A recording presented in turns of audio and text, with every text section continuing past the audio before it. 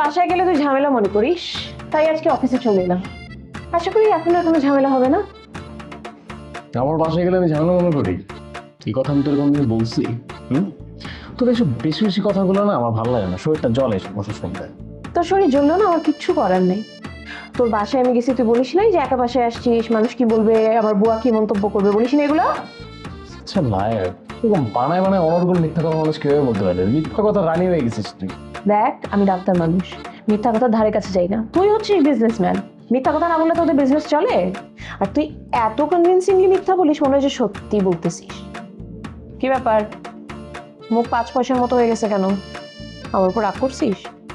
দেখ, তুই যদি আমার উপর রাগ করিস আমি তাহলে চলে যাবো এখান থেকে। আমি কোনো পথের কাটা হতে চাই না। তুই এত কথা বলিস কেন? তুই যখন চেম্বারে থাকিস বা রোগী দেখিস তখন এত কথা বলিস? এত কথা বললে তো রোগী ভালো হবে কি, উল্টা আরো খারাপের দিকে যাবে। আমি হাসপাতালে গেলে কোনো কথাই বলি না, ইয়েস স্যার, নো স্যার বলি ডিউটি টাইমটা কোনো মতে পার করি। রোগীর সাথে যদি প্রয়োজন হয় তাহলে 2 একটা কথা বলি, এছাড়া সারাক্ষণ চুপচাপ থাকি। তুই চুপচাপ থাকিস? তুই তো চুপচাপ থাকার মানুষ না, তুই চুপচাপ থাকতে পারবি না। চুপচাপ থাকতে গেলে দেখা যাবে তুই দম বন্ধ করে মরে গেছিস।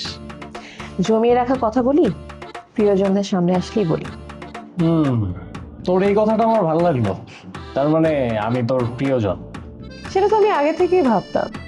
ছোটবেলায় তো তোকে আমি আমার হাজবেন্ড ভাবতাম। বড় হয়ে এই কথা মনে পড়লে একা একাই নিজে লজ্জা পাই। এখানে লজ্জা পাওয়ার কি আছে? আমি তো তোকে বউ ভাবতাম। আর বড় হওয়ার সাথে সাথে তোর ভাব বাড়তে শুরু করলো। বেশি ভাবওয়ালা মেয়েদের আবার আমার খুব একটা পছন্দ না। তার মানে তুই বলতে চাচ্ছিস বড় হওয়ার পরে আমাকে তোর পছন্দ হয় না? তোর সামনে আসি দেখে কথা বলছিস, না হলে তোর কাছে আমার এক্সিস্টেন্স জিরো? না না, এক্সিস্টেন্স জিরো হবে কেন? ছোটবেলার বন্ধুদের স্মৃতি তো কখনো ম্লান হয়ে যায় না, এই স্মৃতিগুলোই তো আমাদের বাঁচিয়ে রাখে। বুঝতে পেরেছি, মানে এখনো আমি তোর মনে গেঁথে আছি। অবশ্য তোকেও আমি আমার মনের খুব গভীর একটা জায়গায় লুকিয়ে রেখেছি। যখন প্রয়োজন হয় বের করি, প্রয়োজন শেষে আবার লুকিয়ে রাখি। রিমঝিম, তুই খুব সুন্দর করে কথা বলিস। এত সুন্দরভাবে প্রাণবন্তভাবে কথা বলতে খুব কম মেয়েকে এনে দেখছি। আমার কথা তোর ভাল লাগে? এমন প্রশংসা শুনতে তো সবার ভাল লাগে, আমার খুব ভালো লাগছে। মন্টি, আমি যে এতক্ষণ ধরে তোর সাথে এত আবেগের কথা বলছি, বাইরে থেকে আবার কেউ শুনছে না তো? শুনলে কি আমরা কি খারাপ কিছু বলছি? তোর গার্লফ্রেন্ড তো মনে হয় অফিসেই আছে, কেউ যদি তার কাছে গিয়ে কান ভারী করে তাহলে তো হইছে, বিয়ের আগেই সব শেষ। রুবনা বাইরে থেকে পড়া করে আসছে, যথেষ্ট মডার্ন মেয়ে, আর সে খুব ভালো করে জানে যে রিমঝিম নামে আমার একজন বান্ধবী আছে। তোর সাথে তো কোথায় একদিন দেখাও হয়েছিল। আমার সাথে দেখা হওয়ার পরে কিন্তু আমি লুবনার মধ্যে একটা চেঞ্জ দেখছি। খবরদার, আমার সম্পর্কে পুরোপুরি ক্লিয়ার করে দিস ওকে।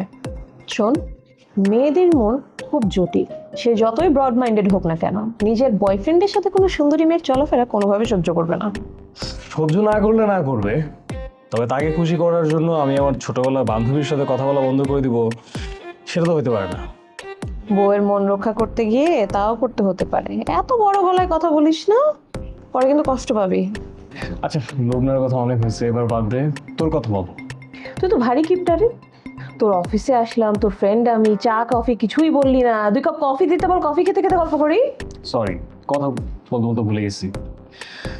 এই শামিম, 2টা কফি পাঠাও তো। তোকে আজকে একটা ব্যক্তিগত কথা আমি শেয়ার করতে চাই তোর সাথে। শেয়ার কর, তোকে কে মানা করছে?